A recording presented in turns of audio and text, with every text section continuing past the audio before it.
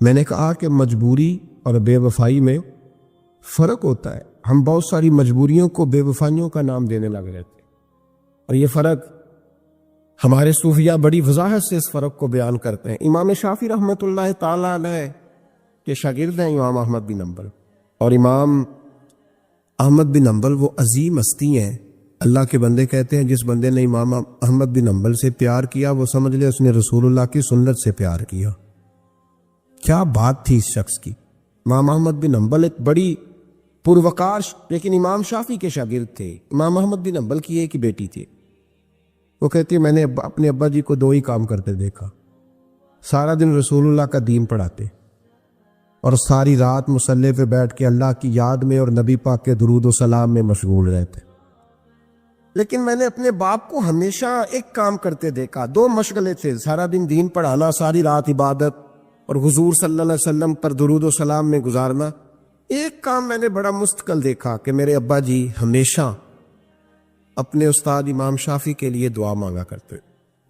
کوئی بھی نیک عمل کرتے تو ہاتھ اٹھاتے تو پہلے امام شافعی کے لیے دعا مانگتے. اور بچی چھوٹی سی تھی، ابھی اس کی عمر اتنی نہیں تھی کہ بالغ ہو سکے، تو وہ کہتی ہے میں اکثر سوچا کرتی تھی کہ آخر وہ کتنا بڑا شخص ہے کہ جس کے لیے میرا والد، میں بیٹی ہوں، میرے لیے دعا بعد میں مانگتا ہے، اور ان کے لیے پہلے وہ کتنا بڑا شخص ہے. امام احمد بن حنبل رحمۃ اللہ علیہ بغداد میں رہتے تھے، امام شافعی قاہرہ میں رہتے، اور مہینوں کا سفر تھا، ممکن ہی نہیں تھا آنا جا، ممکن ہی نہیں تھا. خیر امام ایک وقت ایسا بھی آیا، بیٹی کہتی ہے میری بڑی دعا تھی کہ کبھی میرے ابا جی کا استاد آئے، میں کبھی اس کاریگر کو بھی دیکھوں جس نے اس جیسا ہیرا تراشا ہے. دل کرتا تھا میں اس معمار کو بھی دیکھوں جتنی اتنے خوبصورت نقش و نگار والی عمارت بنائی ہے، میں اسے تو دیکھوں. دل بڑا کرتا تھا، میں دعا مانگتی تھی. خیر ایک دن امام شافعی کا خط آ ہی گیا، کہنے لگے احمد بن حنبل مجھے پتہ چلا ہے بغداد میں ایک محدث رہتے ہیں جو بڑے بوڑھے ہیں اور ان کے پاس نبی پاک کی ایک حدیث ہے، تو میں چاہتا ہوں کہ میں جلدی جلدی بغداد آؤں اور آ کے ان سے وہ حدیث حاصل کروں، وہ سنوں. روایت حدیث بہت بڑا مرتبہ ہوتا. خط آ گیا تو امام احمد بن حنبل تو گویا بات ہی اور طرح کی ہو گئی نا، وہ تو مسئلہ ہی اور طرح کا ہو گیا نا. میں کو جیتے میرا دل بر سونا تے میں کیوں کر اس نو بھاواں، ویڑے میرے وڑدا نہ ہی کئی لاکھ وسیلے پاواں. آج جب پتہ چلا نا تو حال بدل گیا. وہ تو وجد کرنے لگے امام احمد، بیٹی سے کہنے لگے بیٹی تیاری کر لے، ہر چیز نہیں ہونی چاہیے، میں تیرے ساتھ لگتا ہوں، صفائیاں مل کے کریں، آج غالائیاں بکھریں. جب وہ آئے گا تو پھر دیکھے گی دنیا کہ کس طرح کسی نے کسی کی عقیدت کی ہے. امام کو خط ملا، ادھر سے امام احمد بن حنبل رحمۃ اللہ تعالی علیہ تیاری کرنے لگے اور امام شافعی چلنے لگے. جب چلے تو مہینوں کا سفر طے کر کے پہنچے. بچی کہتی ہے میرے دل کے اندر بہت بڑا زاویہ تھا، بہت بڑا، وہ بہت بڑے ہو گئے، کیا بات ہو.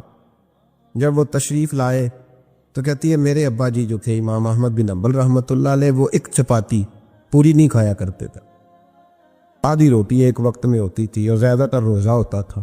فرماتی ہیں جب ان کے استاد آئے نا تو میں نے 8 روٹیاں پکا کے رکھی احتیاطاً، لیکن استاد صاحب ساری کھا گئے. میرا خیال تھا کہ وہ اگر آدھی کھاتے ہیں تو وہ آدھی سے آدھی کھاتے ہوگی، وہ ساری روٹی کھا گئے.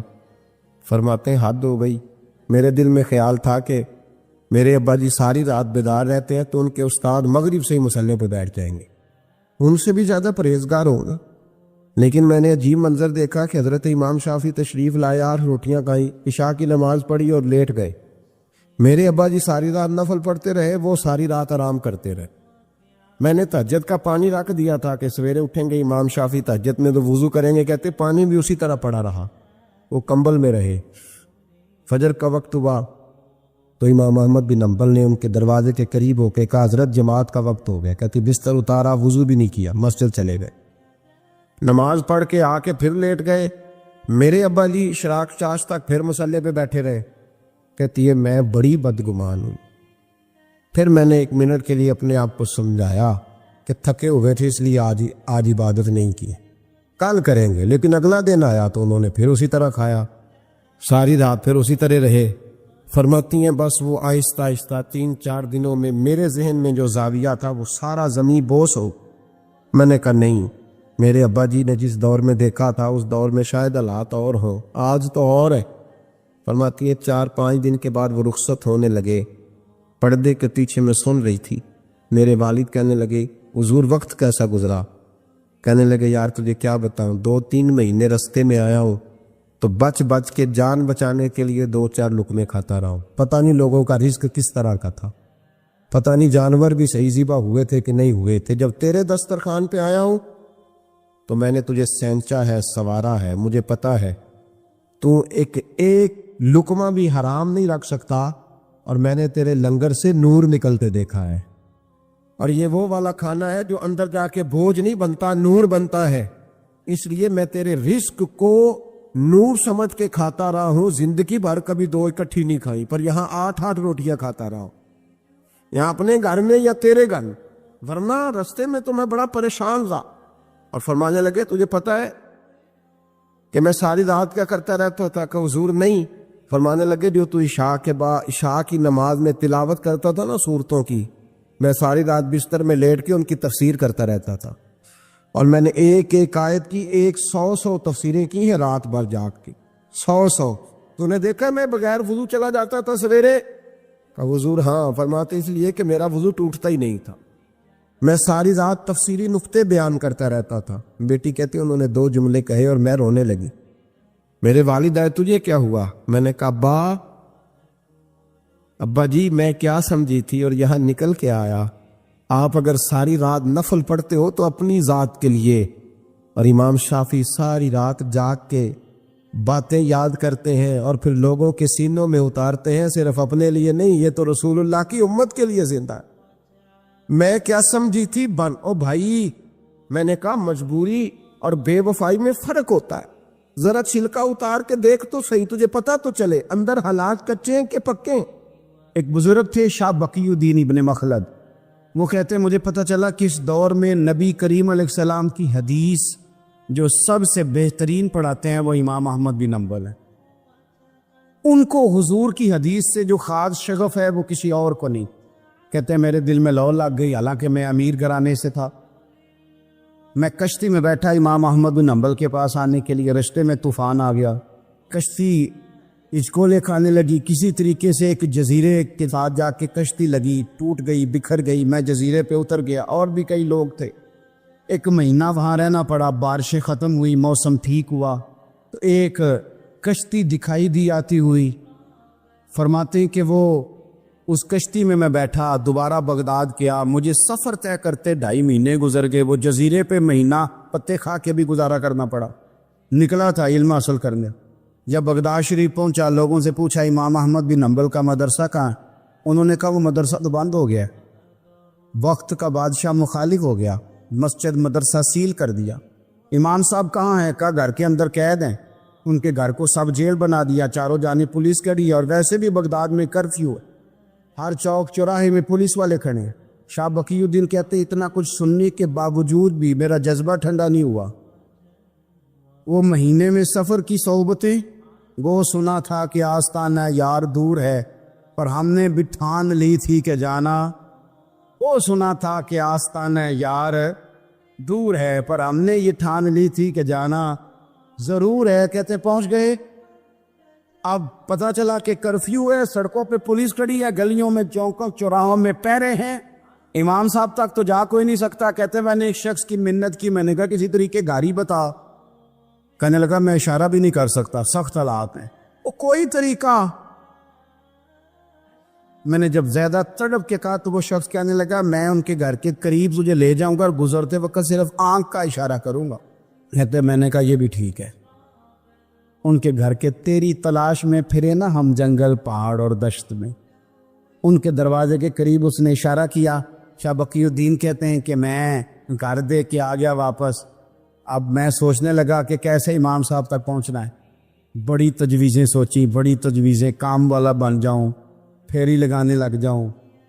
پھر سوچا کہ اگر میں کچھ بیچوں گا ریڑھی پہ رکھ کے تو کوئی خریدنے نکلے گا، کوئی نہیں نکلے گا، کس طرح کروں، کیا کروں، بڑی سوچیں۔ بالآخر میں نے طے کیا اللہ اکبر. میں نے نہ کپڑے پھاڑ لیے، امامہ اتار دیا. فرماتے ہیں کہ ایک پیالہ مٹی کا خرید کے گلے میں رسی سے باندھ لیا، اور امام احمد بن حنبل کی 3 گلیوں پیچھے میں نے دروازہ صدا لگانی شروع کی، فقیر ہوں، اللہ کے نام پہ لینے آیا ہوں. کہتے ایک ایک دینار مانگتے مانگتے مانگتے مانگتے آزم یار منون دی خاطر اساں کی پیز بٹائے. کہتے ہیں مانگتے مانگتے نا میں امام احمد بن حنبل کے دروازے تک آیا. امیر گھر کا بچہ تھا، بڑے پیسے جیب میں ہوتے. امام کے دروازے پہ صدا لگائی، کوئی ہے اللہ کے نام پہ دینے والا؟ کہتے ہیں وہ نور بھرا دروازہ کھلا. ایک گورے مکھڑے والا، سفید داڑھی والا، سونے امامے والا، چمکدار آنکھیں، نورانی شباہت. کہتے امام احمد بن حنبل باہر آئے اور جیسے ایک دینار میرے پیالے میں ڈالنے لگے تو میں نے ہاتھ چوم کے کہا سونیا تیرے قربان جاؤں، میں دینار لینے نہیں آیا، محمد عربی کی حدیثیں سننے آیا. کہتے امام کی بھی آنکھیں کھل گئی. کہنے لگے اس حال میں آزم یار مناؤن دی خاطر اور کی پیس بٹائے کا حضور کیا کرتا؟ یہی ایک طریقہ رہ گیا تھا، میں تو کہاں سے چلا ہوں، کہاں پہنچا ہوں، کیا کروں؟ امام صاحب فرمانے لگے پھر میں بھی بڑے دنوں سے پریشان تھا، کوئی سیکھنے والا نہیں مل رہا تھا، تو مل گیا. کہنے لگا حضور میں روز آ جاؤں فقیر بن کے، آپ جتنا چاہیں 2 4 5 منٹ میں مجھے حدیثیں سنا دیں، میں اگلے دن یاد کر آیا کروں. کہتے 2 سال لگ گئے. شاگرد کہاں ملیں گے ایسے، کہاں مرید ملیں گے، گزر گیا دور. کہتے ہیں کہ میں نا ہر روز فقیر بن کے جاتا، 3 گلیاں پیچھے مانگنا شروع کرتا، کوئی شک نہ کرے. 2 سال دروازے پہ جاتا، آگے پیالہ کرتا، امام ایک دینار ڈالتے اور مصطفیٰ کی حدیثیں سناتے. کہتے ہیں حالات بدل گئے. 2 سال کے بعد حکومت بدل گئی، امام کا مدرسہ بحال ہو گیا، رش ہو گیا. بادشاہ بڑا عقیدت مند تھا، جو نیا آیا اس نے بڑا کر کے ادارہ بنا کے دیا. جس دن میں گیا تو رش لگا ہوا تھا. کہتے حالات بدلے تو ہم نے بھی کپڑے بدلے، ہم نے بھی دوبارہ سے دستار باندھی. اور کہتے ہیں بڑے لوگ بیٹھے ہوئے تھے، میں جب داخل ہوا نا تو امام اٹھ کے کھڑے ہوئے. آپ فرمانے لگے پتر ادھر آ، تو آگے آ کے بیٹھ. لوگ دین سیکھنے آتے ہیں، تو فقیر بن کے مانگنے آیا تھا، اور میں بھی باقیوں کو پڑھایا کرتا تھا، تجھے میں دیا کرتا تھا، اور اب باقی پڑھا کریں گے، تجھے دیا جائے گا، اور تجھے سینے سے نکال کے دیا کروں گا. زمانے بدل گئے، حالات بدل گئے، وہ شخص چلا گیا، کون حکمران تھا کون نہیں تھا، لیکن استاد شاگرد کے ادب کی داستان قیامت تک باقی رہے. یہ قیامت جب طبیعتوں میں احترام ہوتا ہے، جب ادب ہوتا ہے. آپ کو پتہ ہے نبی پاک صلی اللہ علیہ وسلم کو یہ ادب کتنا پیارا ہے. نبی پاک علیہ الصلوۃ والسلام اس احترام کے جذبے کو کتنا پسند کرتے ہیں. اللہ کے پیارے رسول صلی اللہ تعالی علیہ وسلم اس جذبہ احترام سے کتنے راضی ہوتے ہیں. حضور کس قدر زیادہ چاہتے ہیں کہ میری امت ادب والی بنے. نبی پاک علیہ الصلوۃ والسلام ادب والے لوگوں کے بارے میں اتنے راضی ہیں، اتنے خوش ہیں. حضور اتنا نوازتے ہیں. میں نے یہ حدیث پڑھی تو یوں لگا کہ جیسے روح وجد کرنے لگی ہے. بہقی میں امام بہقی نے لکھی ہے، اللہ کے پیارے رسول علیہ السلام فرماتے ہیں جو چھوٹے پر شفقت کرے اور بڑے کا احترام کرے، اللہ اسے جنت میں میری سنگت عطا فرمائے گا. یہ میرے قرب کا ذریعہ ہے، یہ چیز میرا قرب ملے گا. شرط یہ ہے کہ ادب والے بن کے آؤ، احترام والے بن کے آؤ. کبھی بھی سوء ادب نہ کریں، کبھی کسی مقام پر بے ادبی نہ کریں.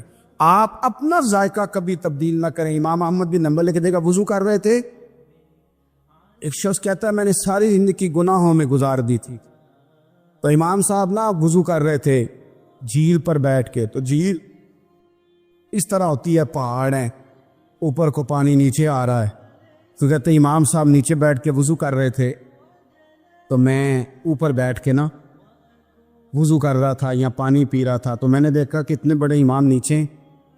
کہتے میں نا میرے دل میں خیال ہے یار میں ساری زندگی غلط کاموں میں گزاری ہے، پر جو بھی ہے یہ رسول اللہ کے دین کے عالم.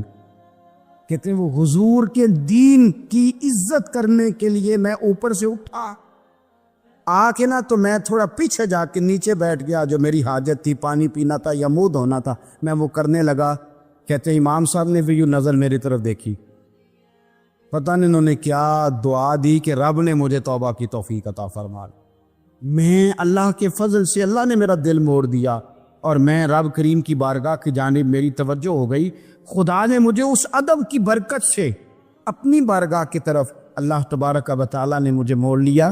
بے ادبی تو بندے کو کفر تک لے جاتی ہے، بے ادبی تو کفر تک لے جاتی ہے۔ اگر بندہ بے ادب ہوتا ہوتا اللہ رسول کی بے ادبی تک پہنچ جائے تو دور نکل گیا، لیکن یہاں باقاعدہ بے ادبی کو پروموٹ کیا جا رہا ہے۔ کبھی بھی بے ادب نہ بنے، ادب والے رہیں، ادب والے بن کے جئیں، ادب والے بن کے دنیا سے جائیں۔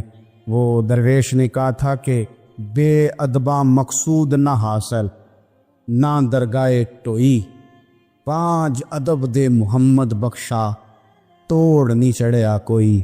بادب لوگ جو ہوتے ہیں وہ دوسروں کو عزت دے دیتے ہیں اور اپنی اخلاق کو بلند کر لیتے ہیں۔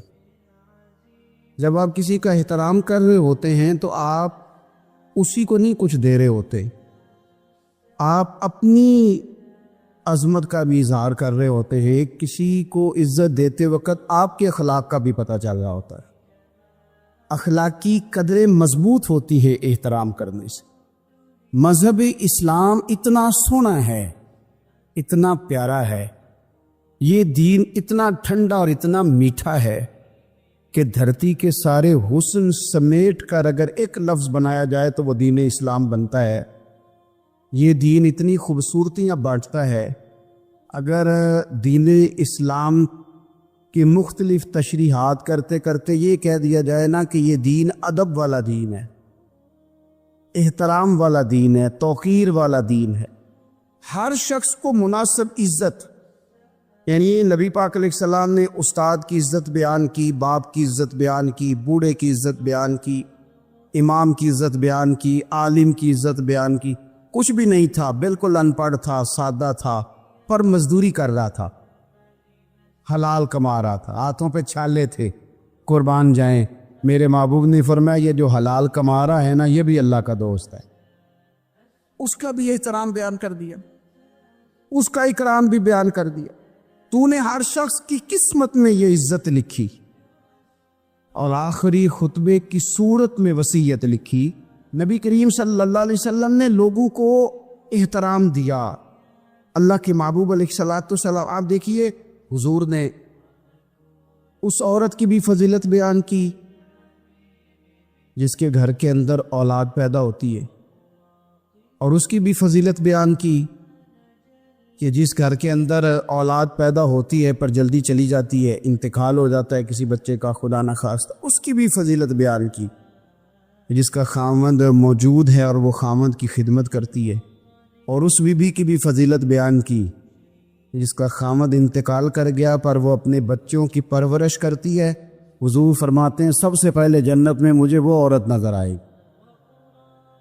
تو ہر شخص کے لیے حضور نے احترام بیان کیا، اکرام بیان کیا۔ ہم نے چونکہ بدگمانیاں پیدا کرنی شروع کر لیے تو معاشرے کے اندر بسنے والے لوگوں کے بارے میں ہمارے دلوں میں مختلف وسوسے آ جاتے ہیں، مختلف وسوسے۔ کسی بھی شعبے کے کسی بھی آدمی کے بارے میں کوئی 2 4 5 باتیں اپنے ذہن میں اکٹھی کر کے یا کانوں میں کسی نے وہ بات ڈال دی تو ہم ذہن بنا لیتے ہیں کہ یہ گاڑیاں چلانے والے تو بندے ٹھیک ہی نہیں ہوتے، یہ جناب پولیس کے محکمے کے لوگ تو درست ہوتے ہی نہیں، فلانے محکمے کے لوگ تو ہوتے ہی خراب ہے، ذہن بن جاتا ہے۔ پھر آہستہ آہستہ ادب انسان کے دل سے رخصت ہوتا ہے۔ ہمیں دین نے ادب سکھایا، احترام سکھایا۔ میرے رسول کریم علیہ الصلوۃ والسلام کی وہ ذات بابرکات ہے، ہمیشہ یہ ہوتا تھا کہ چھوٹے بڑوں کا ادب سکھاتے تھے، پر یہ واحد دربار مصطفیٰ ہے کہ جس کے آداب خود رب کریم نے بیان فرمائے۔ فرمایا یا ایھا الذین آمنوا لا ترفعوا اصواتکم فوق صوت النبی۔ آپ کبھی آیت کے انداز پر غور کرے، کہا اے ایمان والو تمہاری آوازیں میرے نبی کریم علیہ السلام کی آواز سے اونچی نہیں ہونی چاہیے. بندے کی آواز کا کوئی والیوم ہوتا ہے کہ اب 3 پہ آواز ہے. ٹیپ ریکارڈر کا تو والیوم ہوتا ہے نا کہ 1 پہ ہے، 2 پہ ہے، 6 پہ ہے. تو آواز کا والیوم ہوتا ہے کہ یہ کتنے پہ ہے. آواز تولی جا سکتی ہے کہ میری آواز کا وزن اس وقت 1.5 پاؤ ہے، آدھا کلو ہے، 5 چٹانک ہے، کوئی ہوتا ہے وزن؟ لیکن ہمیں بتایا گیا کہ بالکل وزن نہیں ہوتا، تولی نہیں جا سکتی، ماپی نہیں جا سکتی، پرکھی نہیں جا سکتی. لیکن جب تم نے دروازہ رسول پہ آنا ہے تو پھر آواز کو بھی تول کے آنا ہے، پھر لفظوں کو پرکھ کے آنا ہے، پھر جملے مرتب کر کے آنا، پھر ترتیب لگا کے آنا ہے، پھر تم نے وہاں سوچ سمجھ کے بات کرنا. ایک روایت میری نظر سے گزری اور کیا ہی انداز ہے، امام زرقانی نے لکھی. ایک صحابی ہیں حضرت ابو کرسافہ رضی اللہ تعالیٰ عنہ. حضرت ابو کرسافہ رضی اللہ تعالیٰ عنہ فرماتے میں چھوٹا تھا، میری اماں اور میری خالہ مجھے ساتھ لے گئیں. میں نے کہا کہاں جانا ہے؟ کہنے لگے آؤ نبی پاک کا کلمہ پڑھنے جانا ہے. پڑھیے درود شریف صلی اللہ ہو، سارے پڑھیے، پھر پڑھیے ایک دفعہ صلی اللہ تعالیٰ علیہ. حضور کا ذکر ہو تو فوراً درود پڑھنا چاہیے. نبی کریم علیہ السلام کی بارگاہ میں نا میری خالہ اور میری اماں دونوں مجھے ساتھ لے گئیں کلمہ پڑھنے. کہتے ہیں جب ہم حضور کی بارگاہ میں پہنچے، کلمہ پڑھا، واپس آئے تو میری اماں اور میری خالہ آپس میں بات کرنے لگیں. میری خالہ کہنے لگی تو نے دیکھا ہے ان کا بولنا کتنا مزیدار تھا. میری خالہ کہنے لگی تو نے تو وہ دیکھا لیکن وہ جو غلام آیا تھا اس کے ساتھ ان کا رویہ کتنا پیارا تھا. تو نے دیکھا جب وہ کھانا کھا رہے تھے تو پہلا خیال انہوں نے ہمارا کیا. بار بار وہ ان کا ذکر کرتی، کہتے آپس میں حضور کی شانیں بیان کرتی، میری اماں بھی میری خالہ بھی. بالآخر بات لمبی ہو گئی تو میری اماں بولی، کہنے لگی بس کر، ہم کتنی عظمتیں بیان کریں گے، مجھے تو 3 باتیں سمجھ میں آئی ہیں. کتنی؟ 3 باتیں مجھے سمجھ میں آئی ہیں. کہا وہ کیا؟ تو کہنے لگی ما رأینا مثل ھذا الرجل احسن وجھا ولا القا صوبا ولا البنا کلاما. کہنے لگی مجھے تو 3 باتیں سمجھ میں آئی ہیں کہ نہ اتنا خوبصورت چہرے والا کوئی شخص دیکھا ہے، اور نہ اتنے صاف کپڑوں والا کو دیکھا ہے، اور نہ ہی اتنی میٹھی بولی بولنے والا کوئی دیکھا ہے. تینوں باتوں کی کمال ہے. ظاہری حسن بھی کمال، کپڑوں کی صفائی بھی کمال، اور رسول پاک کا بولنا بھی کمال، لب و لہجے میں مٹھاس بھی، خوبصورتی والی. یہ اصل حسن ہے کہ ظاہراً بھی انسان بڑا منزہ ہو، باطناً بھی بڑا صاف ستھرا ہو. میرے رسول پاک علیہ الصلوۃ والسلام کا طریقہ مبارکہ پتہ کیا تھا؟ حضور صلی اللہ تعالیٰ علیہ وآلہ وسلم جب مسجد میں نماز پڑھ لیتے تو حضرت جعفہ رضی اللہ تعالیٰ عنہ فرماتے، بخاری کی حدیث ہے، فرماتے میں مدینہ شریف میں آیا تو حضور نماز پڑھ لیتے تو صحابہ نبی پاک کے پاس آتے اور حضور کا دست مبارک پکڑ کے پہلے چومتے پھر چہروں پہ ملتے، پہلے چومتے پھر چہروں پر. نبی پاک کے صحابہ حضور کے قدم بھی چوما کرتے، قدموں میں جھکا کرتے تھے. یہ تو بھائی اس وقت پتہ چلتا ہے جب کسی سے پیار ہو جاتا ہے. جب کسی بندے سے، میں اکثر مثال دیا کرتا ہوں اکثر کہ کسی کا بچہ پیشاب کرے تو کہہ آتی ہے، الٹی آتی ہے، لیکن اپنا بچہ بالوں میں بھی کر دیتا ہے، پھر کوئی کہہ نہیں آتی چونکہ اپنا ہے نا، پیار ہو گیا ہے نا. اب وہ کیفیت جب کسی سے محبت ہو جاتی ہے نا تو کچھ چیزیں صرف سمجھنے کی نہیں، کچھ چیزیں ایسی ہوتی ہیں جو محسوس کرنے والی ہوتی. اس نے کہا تھا عشق ایک ڈھونگ ہے، میں نے کہا تجھے عشق ہو خدا کرے، پھر کوئی تجھے اس سے جدا کرے، تو اسے تسبیحوں پہ پڑا کرے، تو اسی کا نام جپا کرے، تو گلی گلی پھرا کرے، پھر میں کہوں کہ عشق ایک ڈھونگ ہے اور تو نہیں کہا کرے. پھر میں کہوں کہ عشق ایک ڈھونگ ہے اور تو، اس نے کہا تھا عشق ایک ڈھونگ ہے تو میں نے کہا تجھے عشق ہو خدا کرے. بھائی یاد رکھو جب انسان کو محبت ہوتی ہے تو پھر اس کے انداز بدل جاتے ہیں، اس کے طور طریقے تبدیل ہو جاتے ہیں. وہ میں اکثر ایک بات کہا کرتا ہوں، میں کہتا ہوں بچہ باہر سے برگر کھا کے آ جاتا ہے رات کو، اماں کہتی بیٹے روٹی کھا لو، کہنا تو سب وہ بھی پکائی میں نہیں کھانی، حالانکہ برگر کھا آیا ہے، دور سے کھا آیا ہے. تو اماں اس کو کہتی ہے پھر میں سوئیاں نہ بنا دوں تھوڑی سی اپنے بیٹے کو، فٹافٹ چاول نہ تجھے ابال دوں، ساتھ میں باریک دال بنا دیتی. کہتا نہیں میری مرضی کا پکاتے نہیں، میں نے نہیں کھانا. ایسے اب ابا جو ہے نا، ابا وہ اماں کو سمجھا رہا، کہتا چھڈ پر آپ بھوک لگے گی تھی آپ ہی کھا لے گا، تو نہ ایڈی ٹینشن لے ایم ہی پہ تینوں ستاندا ہے. اماں کیا کہتی ہے؟ کہتی نہیں مجھے نیند نہیں آ رہی، کھائے گا تو سکون آئے گا. اب اس کو آپ لاکھوں دلیلیں دیں کہ سیانا بیان ہے, بچہ نہیں ہے, 22 سال کا ہے, 24 سال کا, چھوڑ تو کیا کر رہی ہے. لیکن اماں کو کوئی سمجھا سکتا؟ کیوں نہیں سمجھا سکتا کہ اسے اپنے بیٹے سے پیار بڑھا.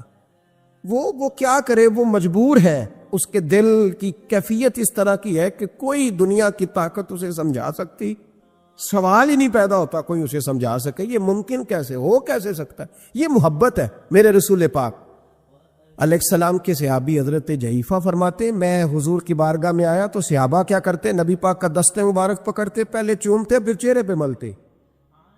بخاری ہے. فرماتے میں نے کہا یہ کیا کر رہے ہیں؟ پھر اچانک میرا بھی دل کیا ذرا کر کے تو دیکھو.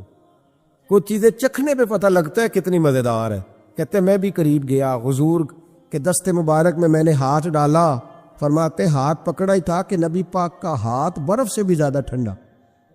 فرماتے پھر میں نے پکڑ کے چہرے پہ ملا تو کستوری سے زیادہ خوشبو آ رہی تھی دست مبارک. فرماتے اب میرا چھوڑنے کو دل ہی نہیں کر رہا تھا, اب میری طبیعت نہیں مان رہی تھی. میرے نبی کریم علیہ السلام اللہ کی دلیل ہیں. ہر پاکیزگی, ہر حسن, ہر کیف اللہ نے اپنے رسول کو عطا فرمایا. دنیا کی جتنی غلاظتیں تھیں, جب کوئی حضور کے قریب جاتا تھا تو ساری غلاظتیں دور ہو جاتی. کما ارسلنا فیکم رسولا منکم یتلو علیکم آیاتنا ویزکیکم. اللہ فرماتے ہیں میرے محبوب تم پر میری آیتیں پڑھیں گے اور تمہیں پاک فرما دے گا. تمہاری ساری ناپاکیاں نبی پاک دور کر دے, ہر غلاظت تم سے دور ہٹ جائے. ایک صحابی ہے حضرت شیبہ بن عثمان رضی اللہ تعالی عنہ, وہ کہتے ہیں میرے والد کو اور میرے چچا کو مسلمانوں نے احد میں قتل کر دیا تھا. میرے دل میں بڑا غصہ تھا, بڑا جلال تھا کہ کبھی مجھے موقع ملے تو میں بدلہ لوں گا. کہتے فتح مکہ کے بعد نبی پاک علیہ السلام حوازن کی جنگ کے لیے نکلے. مجھے پتہ چلا حضور جا رہے ہیں تو میرے اندر شعلے بھڑک رہے تھے انتقام کے. روز میں منصوبہ بندی کرتا, پلاننگ کرتا کہ کسی طریقے سے میں ان تک پہنچوں گا اور بدلہ لوں گا. کہتے ہیں نبی کریم علیہ السلام نا حوازن کے لیے پہنچ چکے تھے. فرماتے میں بھی جنگ میں جا کے شریک ہو گیا اور میں نے طریقہ اس طرح کا اختیار کیا کہ کسی طریقے میں حضور تک پہنچ جاؤں. سمجھ آ رہی ہے میری بات کی؟ نبی کریم علیہ السلام تک کسی طریقے پہنچ جاؤں. فرماتے ہیں لڑتے لڑتے, لڑائی کے 2 طریقے ہوتے تھے.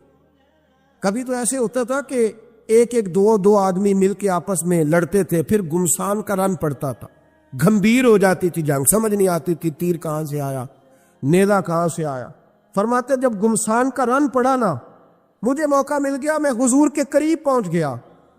حضرت شیبہ بن عثمان رضی اللہ تعالیٰ عنہ کہتے جب میں پہنچ گیا تو میں نے نا دیکھا کہ اب حضور کے قریب لوگ نہیں ہیں. فرماتے میں نے نا فوراً تلوار اٹھائی, تلوار اٹھا کے میں حضور کو معاذ اللہ شہید کرنے ہی لگا تھا کہ ایک نور چمکا حضور کے سامنے. پڑھیے درود صلی اللہ علیہ وسلم. کہتے ہیں ایک نور چمکا, اتنی تیزی تھی اس نور میں کہ میری آنکھیں بند ہو گئی, میرے ہاتھ سے تلوار گر گئی, آنکھیں چندھا گئی میری. فرماتے تلوار میرے ہاتھ سے چھوٹ گئی. اب جب وہ روشنی مدم ہوئی نا تو میں نے دیکھا نبی پاک سامنے کھڑے مسکرا رہے ہیں. میں نے کر دی, آپ نے سن لی, ذرا دیکھو تو صحیح, جو تلوار لہرائے اسے دیکھ کے بھی کبھی کو مسکرایا ہے. جس نے تلوار ہی لہرا دی, جو شہید کرنے ہی لگا تھا, پہنچ گیا تھا. لیکن یہ اخلاق میرے رسول پاک کا ہے صلی اللہ اعلیٰ حضرت فاضل بریلوی کا ایک شعر میں نے پڑھا.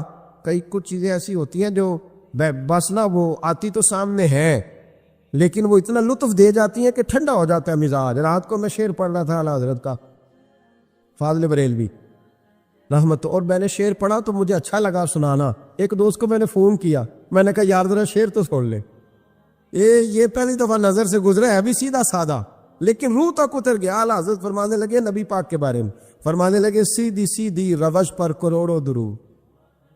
سیدھی سیدھی روش پر, بالکل سیدھی ہے حضور کی باتیں, کسی پیچیدگی کی ضرورت نہیں. کہنے لگے سیدھی سیدھی روش پر کروڑوں درود, سادی سادی طبیعت پہ لاکھوں سلام. سادی سادی طبیعت پہ سیدھی سیدھی روش پر کروڑوں درود اور سادی سادی طبیعت پہ لاکھوں سلام. میرے نبی کریم صلی اللہ علیہ وسلم مجھے دیکھ کے مسکرائے اور فرمایا جب حضور مسکرائے نا تو میں نبی کریم علیہ السلام کو دیکھ کے حیران ہوا کہ میں نے تلوار تانی تھی اور حضور نے مسکرانا شروع کیا. فرماتے اب حضور نے مجھے بلایا, آواز کے ساتھ نہیں بلایا, حضور نے اشارہ کیا یوں کر کے, فرمایا ادھر آؤ نا. فرماتے ہیں مجھے اب یہ بھی سمجھ نہیں آئی کہ کس نے مجھے اٹھا کے حضور کے قریب کر دیا. فرماتے ہیں میں نبی کریم کے قریب گیا تو حضور نے میرے دل پر 3 تھپکیاں دی. ایک تھپڑ ہوتا ہے، ایک تھپکی ہوتی، پتہ ہے نا فرق کا؟ ایک تھپڑ کو مارے تو جلال آتا ہے اور تھپکی دے تو پیار آتا ہے. کہتے ہیں حضور نے 3 تھپکیاں دی اور دی بھی میرے دل پر، ایک، پھر 2، پھر 3. کہتے ہیں پہلی تھپکی دی تو میرے اندر سے کفر نکل گئی، دوسری تھپکی دی تو میرے اندر ایمان داخل ہو گیا، اور تیسری تھپکی جب نبی پاک علیہ السلام نے دی تو مجھے ہر چیز سے بڑھ کر رسول اللہ سے پیار ہو گیا، محبت ہو گئی نبی کریم سے. آپ فرماتے ہیں اب حضور نے نا فوراً میرے ہاتھ میں تلوار تھمائی. فرمایا پہلے تو ہمارے خلاف لڑ رہا تھا، تلوار پکڑ، اب ہماری طرف سے لڑ، تلوار پکڑ اور لڑ. آپ فرماتے ہیں میں اتنا لڑا کہ جو حضور کا دشمن سامنے آتا میں گلا کاٹ دیتا، جو آتا میں اس کے ٹکڑے کر دیتا.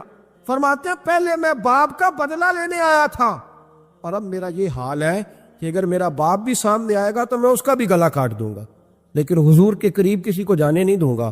حضرت شیبہ بن عثمان کہتے ہیں جنگ ختم ہو گئی، حضور خیمے میں گئے، میں بھی گیا. اب نبی پاک لوگوں سے باتیں کر رہے ہیں، حضور لوگوں سے باتیں کر رہے ہیں. میں ایک کونے میں بیٹھا سوچ رہا ہوں کہ میں تو بدلہ لینے آیا تھا، یہ میرے ساتھ ہوا کیا؟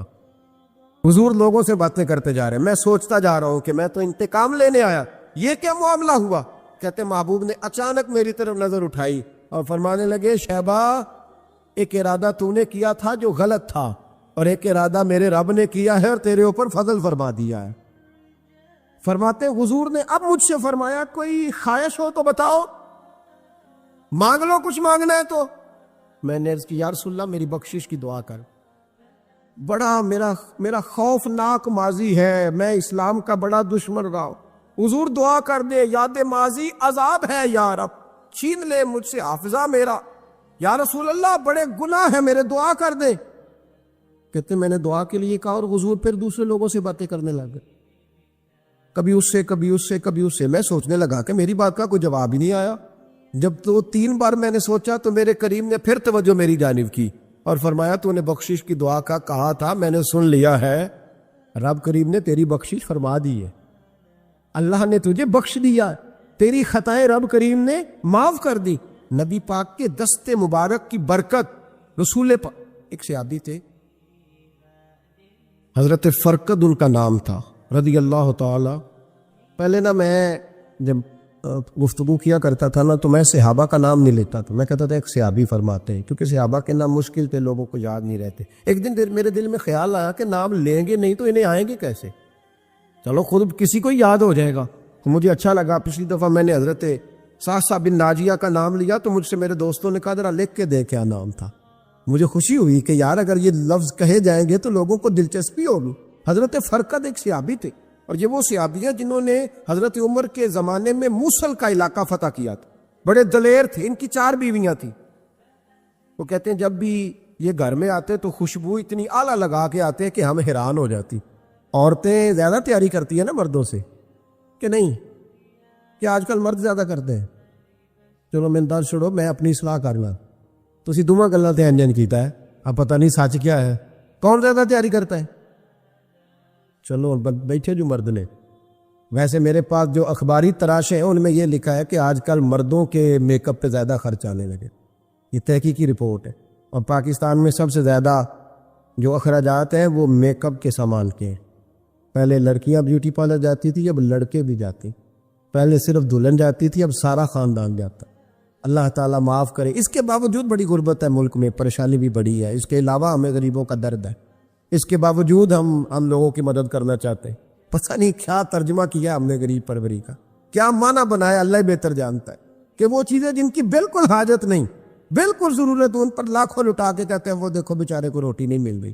تو بھائی آپ مہربانی کرتے خالی کندھی کر لیتے، باقی پیسے غریب کو دے دیتے. لیکن چلے معیار ہے نا ہمارا اپنا معیار ہے، اس پر میں جاتا نہیں، بات نہیں کرتا. نبی کریم علیہ الصلاۃ والسلام کے صحابی ان کی ازواج کہتی ہیں کہ اب عورتیں زیادہ تیاری کیا کرتی تھی، لیکن وہ جب گھر آتے نا تو اتنی خوشبو لگاتے. کہتی ہم چاروں مل کے کوشش کرنے لگی، ڈھونڈنے لگی کہ وہ خوشبو کا پتہ کریں جو یہ لگاتا ہے. ہم نے بازار سارے تلاش کر لی. عرب کے اندر آج بھی خوشبو کا بڑا شوق اور بڑی مہنگی خوشبو ملتی ہے. کبھی آپ بازار جائیں، کہتی ہیں ساری خوشبوئیں لگا لی، تھک گئی. ایک دن چاروں سوتنے مل کے بیٹھی، کہنے لگی ہم نہیں اس کا مقابلہ کر سکتے، آج پوچھ ہی لے کہاں سے خوشبو لگاتا ہے، پوچھ ہی لیتے ہیں، چلو بات ہی ختم ہو جائے، پوچھ لے، یہ ہم جتنی مرضی آلہ لگائیں، جب یہ آ جاتا ہے نا، کچھ لوگ میرے محفل ہوتے ہیں، جہاں آ جاتے ہیں وہاں چھا جاتے، تو یہ جب آتے ہیں تو چھا ہی جاتے ہیں، کیا کریں، اس طرح کا میرے محفل ہے، کیا کریں اس کا۔ فرمانے لگی ایک دن چاروں سوتنوں نے مل کے ان کو بٹھا لیا، کہنے لگی بتاؤ تو صحیح خوشبو کون سی لگاتے، کہنے لگے کوئی بھی نہیں، کبھی لگائی نہیں، آج تک نہیں لگائی۔ تو کہتے ہیں بیویاں کہنے لگی صحابہ تو غلط بیانی نہیں کرتے، پر آپ کیا بات کر رہے ہیں، یہ کیسے ہو سکتا ہے کہ آپ آتے ہیں تو ہم حیران ہو جاتی ہیں۔ فرمانے لگے جس دن کی تم لگی ہوئی ہو نا میری خوشبو کا مقابلہ کر دے، مجھے پہلے دن کا ہی پتا ہے۔ تو میں نے کہا چلو زور لگا ہی لیں، دیکھ ہی لیتے ہیں کہاں تک بات جاتی ہے تمہارے پاس، جتنا زور لگا لو۔ بہرحال میں اللہ کی قسم اٹھا کے کہتا ہوں کبھی نہیں لگائی۔ تو بیویاں کہنے لگی پھر بتا تو صحیح، تو ایک دلیر آدمی ہے، اور جو دلیر لوگ ہوتے ہیں وہ خوشبوؤں کے اور کپڑوں کے اور ان چیزوں میں زیادہ وقت نہیں لگاتے، ان کے تو مشن اور طرح کے ہوتے، آپ تو مجاہد قسم کے آدمی ہیں، پر ہر وقت خوشبو آتی ہے۔ تو حضرت فرقد رو پڑے، کہنے لگی بیمار ہو گیا تھا، لاچار ہو گیا، حکیموں طبیبوں نے انکار کر دیا، وجود پر میرے آبلے نکل آئے، پھنسیاں بن گئی، ان میں پیپ بھر گئی، بیٹھ نہیں سکتا تھا، اٹھ نہیں سکتا تھا۔ جب تھک گیا نا تو دروازہ رسول پہ چلا گیا، جب تھک گیا طبیبوں کا تھکایا ستایا حضور کی بارگاہ میں، کہا محبوبہ دیکھے تو صحیح میرا کیا حال ہے، حضور ذرا دیکھ کے، چل نہیں سکتا، سو نہیں سکتا، بیٹھ نہیں سکتا، تیرے علاوہ غم کسے بتاؤ۔ کہتے ہیں حضور نے فرمایا 70 ڈھانپ لے، باقی سارے کپڑے اتار، 70 ڈھانپ لے۔ کہتے ہیں ٹخنوں سے لے کر ناف تک میں نے 70 ڈھانپ لی، باقی سارے کپڑے اتارے۔ حضور کیا کریں گے؟ فرماتے ہیں نبی پاک نے دست مبارک اٹھایا، برف سے ٹھنڈا، کستوری سے زیادہ مہکنے والا، فرماتے ہیں پورے وجود پر میرے حضور نے دست مبارک ایک دفعہ لگا دیا، اب جدھر جدھر سے گزرتا ہوں ساری دنیا خوشبو سے بھر جاتی۔ یہ نبی پاک کا دیا ہوا نور ہے، یہ حضور کی عطا کردہ شفا ہے، یہ رسول پاک کے حسن کی خیرات ہے۔ ایک شاعر نے ایک فقرہ کا کمال کر دی، کہنے لگا ظلمت کو ان کے نور نے کافور کر دیا، جس پر پڑی نظر اسے بھی نور کر دیا۔ رسول پاک علیہ السلام کے دست خیر میں وہ برکات تھی۔ حضور حسن کی دو قسمیں ہوتی ہیں، ایک حسن ہوتا ہے ملمہ سازی والا، بیوٹی پارلر والا، ایک حسن ہوتا ہے باطن کا۔ بچے پتہ کیوں خوبصورت ہوتے ہیں؟ اس پر علماء مناطقہ نے بحث کی ہے، محدثین نے لکھا ہے۔ بچہ گدھے کا بھی ہو تو پیارا لگتا ہے، چھوٹا بچہ اگر اس کا رنگ بہت گورا نہ بھی ہونا، صرف چھوٹا ہو، وہ پیارا لگتا ہے، اس میں ایک جاذبیت ہوتی ہے۔ اس پر ہمارے مفسرین نے، محدثین نے، علماء مناطقہ نے ایک بحث کی ہے۔ وہ کہتے ہیں اصل بات یہ ہے کہ بچے جھوٹ نہیں بولتے، بددیانتی نہیں کرتے، دھوکہ نہیں کرتے، یہ جو اندر کی عیاریاں ہوتی ہیں نا، چہرہ بھی خطرناک کر دیتی، اور جب اندر حسن ہوتا ہے تو باہر بھی حسن ہی ہوتا ہے۔ بچے میں کوئی مکاری عیاری نہیں ہوتی، فساد نہیں ہوتا، نیت میں فطور نہیں ہوتا، کسی کو لوٹنے کا ارادہ نہیں، کسی کو شیشے میں اتارنے کا پروگرام نہیں بتاتا، بچہ چرب زبان نہیں ہوتا، اس کو طریقہ نہیں ہوتا، وہ لوگوں کو قائل کرنے کے ہر وقت دوڑتا نہیں، الٹی سیدھی گیمیں نہیں چلاتا، کیونکہ اندر حسن ہوتا ہے تو وہ حسن اس کے چہرے پر معصومیت بن کے آتا۔ سمجھ آ رہی ہے میری بات کی؟ اس کی دلیل میرے رسول پاک ہو علیہ السلام نے بخاری میں فرمایا اللہ کا ولی وہ ہے جس کا چہرہ دیکھو تو اللہ یاد آ جائے۔ اب یہاں یہ نہیں فرمایا بورا چٹا ہو، خوبصورت ہو، بس اس کے چہرے میں معصومیت ہوتی، وہ سچا ہوتا ہے، وہ کھرا ہوتا ہے، اس کا حسن چہرے پہ آتا ہے۔ میرے رسول کریم علیہ السلام کا جو حسن تھا نا، وہ اندر کی صداقت کی روشنی تھی، وہ اندر کے کیف کا نور تھا جو حضور کے چہرے پر عیاں ہوتا تھا۔ اس لیے نبی پاک کا چہرہ جو تھا وہ آنکھیں چدھیاتا نہیں تھا، بلکہ آنکھوں کو اچھا لگتا تھا۔ شاہ عبد الرحیم صاحب محدث دہلوی، شاہ ولی اللہ صاحب کے والد ہیں، اور ہمارے بر صغیر پاک و ہند میں جتنے بھی مسالک ہیں یہ سارے شاہ ولی اللہ صاحب کے شاگرد بنتے۔ وہ کہتے ہیں میرے ابا جی نے خواب دیکھا اور خواب میں انہیں رسول اللہ کا دیدار نصیب ہوا۔ تو نبی کریم علیہ السلام کی بارگاہ میں شاہ ولی اللہ صاحب کے ابا جی کہنے لگے حضور ایک بات بڑی اڑ گئی ہے میرے دل میں، بڑی، تو کتابوں سے جواب نہیں ملا، آج رب کریم نے موقع دیا ہے اس سوال کا جواب۔ تو کہ عبد الرحیم پوچھو کہ یا رسول اللہ حضرت یوسف کا حسن دیکھ کے لوگوں نے انگلیاں کاٹ لی اور آپ کو تکنے والے تکتے ہی رہے۔ کوئی بھی ہوش نہیں ہوا, کسی نے انگلی نہیں کاٹی. تو کہتے محبوب نے فرمایا عبدالرحیم رب کریم نے اپنی غیرت کے ساتھ میرے حسن پر 70,000 پردے ڈالے. یہی بہتر ہے کہ پردوں میں وہ پردہ پوش رہے, وہ اگر پردے اٹھا دے تو کسے ہوش رہے. فرمایا 70,000 پردوں میں چھپا ہوا حسن ہے, ورنہ کسی کی طاقت تھی کوئی بات کر سکتا, جرت تھی کسی شخص کی. میرے حبیب پاک سید عالم حضرت عبداللہ ابن سلام رضی اللہ تعالیٰ عنہ اہل یہود کے بڑے عالم تھے. فرماتے میں تورات زبور انجیل کا جاننے والا تھا. جس دن حضور مدینہ طیبہ کسوا نامی اونٹنی پر بیٹھے تھے, میں حضور سے مناظرہ کرنے بحث کرنے آیا. میرے ساتھ میرے شاگرد تھے, ارادہ تھا بحث کروں گا, نبی پاک کو بڑے معاذ اللہ کڑوے کڑوے سوال کروں گا. کہتے حضور بیٹھے تھے کسوا نامی اونٹنی پہ اور گردن مبارک جھکی ہوئی, ہونٹوں پر حضور کے زیر لب ہلکی سی مسکراہٹ تھی. نبی پاک تھوڑا بولتے تھے پر جتنا بولتے تھے وہ دلوں میں اترتا جاتا تھا. فرماتے میں جب گیا نا, میرے شاگرد ساتھ تھے, مناظرہ کرنے گیا, مناظرہ شاگرد ساتھ تھے. فرماتے میں بڑے سوالات تیار کر کے گیا پر حضور گھوڑے پہ بیٹھے تھے. 2 باتیں میں نے سنی. حضور نے فرمایا رشتہ داروں سے اچھا سلوک کرو, اپنے غلاموں کا خیال کرو. کہتے وہ شاگرد مجھے دھکے دینے لگے, کہنے لگے چلو استاد جی آگے ہو, کرو سوال, چلو نا آگے بڑھو نا آگے. یہ کئی دفعہ نعرے لگانے والے بھی مروا دیتے ہیں نا, چلو نا چلو آگے چلو, بڑھو آگے, کرو بات, آؤ نا. کہتے میں ذرا آگے بڑھا, دھکا دیا انہوں نے. فرماتے میں آگے بڑھا اور میں نے قریب محبوب کے قریب جا کے کہا حضور مجھے کلمہ پڑھا دے, میں مسلمان ہونے آیا ہوں. یعنی عام آدمی تو قائل ہو جاتا ہے عالم اور تورات زبور انجیل کا جاننے والا, حضور کلمہ پڑھائیں. کہتے میں واپس آیا نا کلمہ پڑھ کے تو شاگرد کہنے لگے استاد جی آپ تو مناظرہ کرنے آئے تھے, یہ کیا ہوا؟ تو یہ لفظ ہے حضرت عبداللہ ابن سلام کے. فرمانے لگے تم نے نبی پاک کا چہرہ نہیں دیکھا, ان کی آنکھوں کی روشنی نہیں دیکھی, تم نے چہرے کی معصومیت نہیں دیکھی, لب و لہجے کا وقار نہیں دیکھا. کتنے دنوں کے تھکے ماندے آج وہ مدینے پہنچے پر ان کے لب و لہجے میں کوئی اکتاہٹ, کوئی تھکاوٹ, کوئی لفظوں میں جھول تم نے دیکھا ہے؟ فرمانے لگے جس کا اس طرح کا چہرہ ہوتا ہے وہ جھوٹا نہیں سچا ہوا کرتا ہے. میرے نبی پاک علیہ الصلوۃ والسلام کے غلام حضرت طارق بن عبداللہ رضی اللہ تعالیٰ عنہ فرماتے کلمہ پڑھنے سے پہلے ایک دفعہ ہمارا سارا قبیلہ تجارت کے لیے نکلا تھا, اور اس وقت منظر یہ ہوتا تھا کہ ہم اپنی عورتوں کو بھی ساتھ لے جاتے تھے. 6 مہینے سفر کرنا ہوتا تھا, اونٹ گھوڑے ہم بیچا کرتے تھے, عورتیں بھی ساتھ رہتی, کھاتے بھی پکاتے بھی.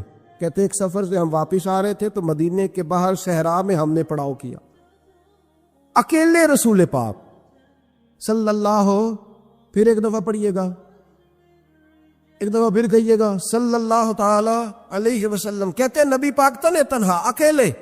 حضور نہ سیر کرتے کرتے کرتے کرتے ہمارے قافلے کے پاس سے گزرے, خیمے لگے تھے, پڑاؤ کیا, محبوب تشریف لے آئے. کہتے ہیں حضور سید عالم صلی اللہ تعالی وسلم تشریف لائے. کوئی قبیلے میں سے قافلے میں سے حضور کو جانتا نہیں تھا. ایک سرخ رنگ کا اونٹ تھا ہمارے سردار کا جو بکنے سے رہ گیا تھا, بڑا خوبصورت. کہتے ہیں نبی پاک کو پسند آ گیا. حضور پوچھنے لگے تم کون ہو؟ کہا جی مسافر ہے. کہاں سے آئے ہو؟ فلاں جگہ سے آئے ہیں. کس لیے آئے ہو؟ ہم تجارت کی غرض سے نکلے. اونٹ بیچو گے؟ بیچنا ہے. کتنے کا سودا طے ہوا؟ اس نے کہا اتنے لینے, حضور نے کہا اتنے دینے. اب بات طے ہو گئی. کہتے ہیں لگام حضور نے پکڑی اور فرمانے لگے وہ سامنے میرا شہر ہے جس کا نام مدینہ, وہ میرا شہر ہے. میں ابھی مدینے جاتا ہوں, اپنے غلام کو بیچتا ہوں اور تمہیں آ کے نا قیمت دے جاتا ہے. محبوب گھوڑے کی لگام تھا, اونٹ کی لگام تھا, میں نکیل تھا, میں اونٹ تھا سرخ رنگ کا. حضور لے کے جب نکلے نا تھوڑا سا چند قدم آگے گئے تو ان میں سے ایک شخص بولا, کہنے لگا سردار اب سیانے لوگ ہیں, سمجھدار ہے. اس شخص کا نام پوچھا آپ نے, قبیلہ پوچھا ہے, ایڈریس کا پتہ ہے, پتہ ہے کہاں رہتا ہے, اتنا قیمتی اونٹ دے دیا. اور سردار بھی کہنے لگا, سارے کہنے لگے یار ان کی باتوں میں اتنی لذت تھی, ان کے گفتار و رفتار اتنی بھاوکار تھی, مزیدار تھی کہ ہوش ہی کوئی نہیں رہا. بھئی ہم پرانے تاجر ہیں, کبھی اس طرح کا سودا کیا ہی نہیں جس طرح کا آج ہو گیا. اوہو واقعی کچھ نہیں یاد رہا, کوئی سمجھ نہیں آئی. وہ ابھی نظر آ رہے, ایک آدمی دوڑ کے جاؤ, دوڑ کے, اور جا کر کے نا ان سے کہو بڑی جائز بات ہے, وہ ناراض بھی نہیں ہوں گے. ان سے ایک شخص کہو کہ بھئی اونٹ لے جاؤ, پیسے لے آنا اور اپنا مال لے جانا, دوڑ کے جاؤ. ایک شخص دوڑنے لگا تو سردار کی بیوی خیمے کے اندر تھی، پردے کے پیچھے سے بولی، کہنے لگی خبردار کوئی پیچھے نہ جائے، اگر پیسے مل گئے تو ٹھیک ہے، نہ ملے تو میں دے دوں گی، کوئی پیچھے نہ، کوئی نہ جائے پیچھے۔ سردار کہنے لگا تو جانتی ہے؟ کہنے لگی نہیں۔ کہا گارنٹی کیوں دے رہی ہے؟ تو کہنے لگی تم نے ان کا چہرہ نہیں دیکھا؟ تم تو سودے کر رہے تھے، میں پردے کے پیچھے سے دیکھ رہی تھی۔ پیر مہر علی شاہ صاحب کو کسی نے کہا تھا نبی پاک کا حلیہ بیان کرے، بتائے حضور کے کان مبارک کیسے تھے، آنکھیں کیسی تھی، ناک مبارک کیسی تھی، بینی مبارک کیسی تھی۔ تو پیر مہر علی شاہ صاحب کہنے لگے کوئی مثل نہیں ڈھولن دی، کہنے لگے مجھ سے نہیں بیان ہوتا حضور کا حلیہ، کوئی مثل نہیں ڈھولن دی، تو چپ کر مہر علی، ایتھے جا نہیں بولن دی، بس کر، تو بیان کر سکتا ہے اتنی طاقت۔ اعلیٰ حضرت نے کہا لم یاتی نذیر کفی ناظرن مثلے تو نشد، پید آ جانا۔ کہا حضور مثال تو تب آپ کی بنے گی نا، کوئی آپ کی طرح کا پیدا تو ہوگا، تب بھی مثال بنے گی، تو جب ہوا ہی نہیں تو مثال کیسے بنے گی؟ کہنے لگی کوئی نہ جائے، نہ پیسے آئے تو میں دے دوں گی، میں تو پردے کے پیچھے سے دیکھ رہی تھی، ان کے چہرے کا وقار دیکھا، ان کی آنکھوں کی روشنی دیکھی، ان کے لفظوں کا حسن دیکھا۔ تم 50 باتیں کرتے تھے، وہ ایک جواب دیتے تھے، اور گنے چنے لفظ بولتے تھے، ان کی سادگی کا وقار دیکھا۔ جانے دو، نہ پیسے آئے تو میں دوں گی۔ کہتے حضور گئے، تھوڑی دیر کے بعد ایک کالے رنگ کا حبشی غلام آیا، پیسے بھی پکڑے اور اپنی چادر میں نا کھجورے باندھ کے تو پیچھے ڈالی ہوئی، اور دیہاتی لوگ پیچھے نہیں ڈال لیتے، کھجورے ڈال کے پیچھے۔ کہتے ہیں وہ آئے اور ان کے آنے کا انداز بھی بڑا نرالا تھا۔ کہتے ہیں وہ جھومتے جھومتے اللہ کا ذکر کرتے، اللہ الصمد کرتے پہنچ گئے، اور آگے کہنے لگے تم سے میرے نبی نے اونٹ خریدا؟ تم سے؟ کہا ہم سے خریدا ہے۔ کہنے لگے یہ تمہارے پیسے؟ اور پھر چادر کھول کے صحرا پہ بچھا دی، کہنے لگے یہ تمہارے پیسے، اور کھجورے کھاؤ، میرے نبی نے تحفہ بھیجا ہے، کھاؤ، حضور نے تحفہ بھیجا ہے۔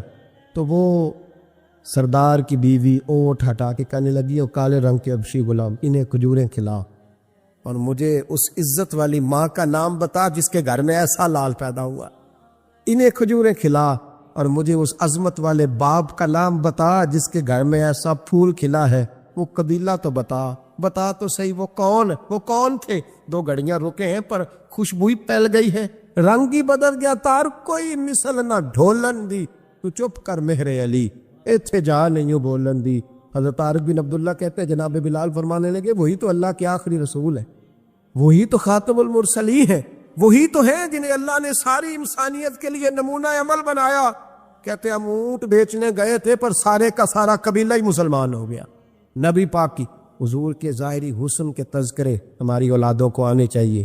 ایک شعر مرحوم اعظم چشتی نے کہا تھا، کمال کر دی، کہنے لگے سمجھا نہیں ہنوز میرا عشق دے ثبات، تو کائنات حسن ہے یا حسن کائنات؟ میں آج تک سمجھ نہیں سکا، سمجھا نہیں ہنوز میرا عشق دے ثبات، تو کائنات حسن ہے یا حسن کائنات۔ بھائیو وہ سارے طریقے اپناؤ جو رسول پاک نے عطا فرمائے۔